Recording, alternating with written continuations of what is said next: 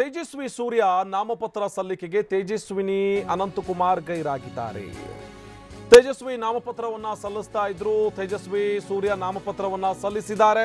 ಆದರೆ ತೇಜಸ್ವಿನಿ ಅನಂತಕುಮಾರ್ ನಾಮಪತ್ರ ಸಲ್ಲಿಕೆ ವೇಳೆ ಗೈರಾಗಿದ್ರು.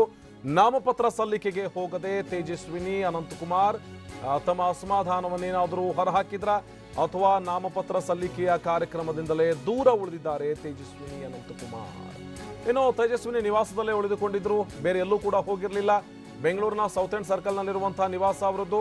ನಿವಾಸದಲ್ಲೇ ಇದ್ರೂ ಕೂಡ ಹೋಗಿ ನಾಮಪತ್ರ ಸಲ್ಲಿಕೆ ಸಂದರ್ಭದಲ್ಲಿ ಹೋಗಿ ಅವರು ಅಲ್ಲಿ ನಾಮಪತ್ರ ಸಲ್ಲಿಸುವಂತ ಸಂದರ್ಭದಲ್ಲಿ ಇರಬೇಕಿತ್ತು. ಜೊತೆಗೆ ಅವರು ಮಾತನಾಡಿದಂತಹ ಮಾತು, ಕೊಟ್ಟಿದ್ದಂತ ಹೇಳಿಕೆ ಎಲ್ಲವೂ ಕೂಡ ನೋಡಿದ್ರೆ ಅಸಮಾಧಾನ ಇಲ್ಲ.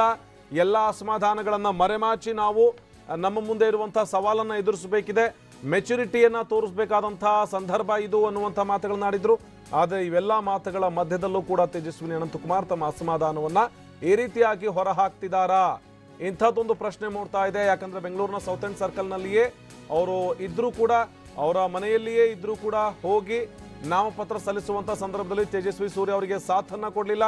ಹೋಗಿ ಅವರೊಟ್ಟಿಗೆ ಹೋಗಿ ನಾಮಪತ್ರವನ್ನ ಸಲ್ಲಿಸೋದಕ್ಕೆ ಅಥವಾ ನಾಮಪತ್ರ ಸಲ್ಲಿಸುವಂತ ಸಂದರ್ಭದಲ್ಲಿ ಅವರ ಜೊತೆಗೆ ಇರಲಿಲ್ಲ. ಇನ್ನು ಯಾರ್ಯಾರು ಇದ್ರು ಜೊತೆಗೆ ಅಂತ ನೋಡ್ತಾ ಹೋದ್ರೆ ಅಲ್ಲಿ ಉದಯ್ ಗರುಡಾಚಾರ್ ಇದ್ದಾರೆ, ಜೊತೆಗೆ ರಾಜು ಚಂದ್ರಶೇಖರ್, ಹೀಗೆ ಒಂದಷ್ಟು ಜನ ಬಿಜೆಪಿ ಮುಖಂಡರೊಟ್ಟಿಗೆ ಹೋಗಿ ತೇಜಸ್ವಿ ಸೂರ್ಯ ಅಲ್ಲಿ ನಾಮಪತ್ರವನ್ನ ಸಲ್ಲಿಸಿ ಬಂದಿದ್ದಾರೆ. ಆದರೆ ಅಲ್ಲೆಲ್ಲೂ ಕೂಡ ತೇಜಸ್ವಿನಿ ಅನಂತಕುಮಾರ್ ಅವರು ಕಾಣಿಸ್ತಾ ಇಲ್ಲ. ಬೆಳಗ್ಗೆ ತೇಜಸ್ವಿ ಸೂರ್ಯ ತೇಜಸ್ವಿನಿ ಅವರ ಮನೆಗೆ ಹೋದಂಥ ಸಂದರ್ಭದಲ್ಲೂ ಕೂಡ ಒಂದಷ್ಟು ಮಾತುಗಳು ಕೇಳಿ ಬಂದಿತ್ತು.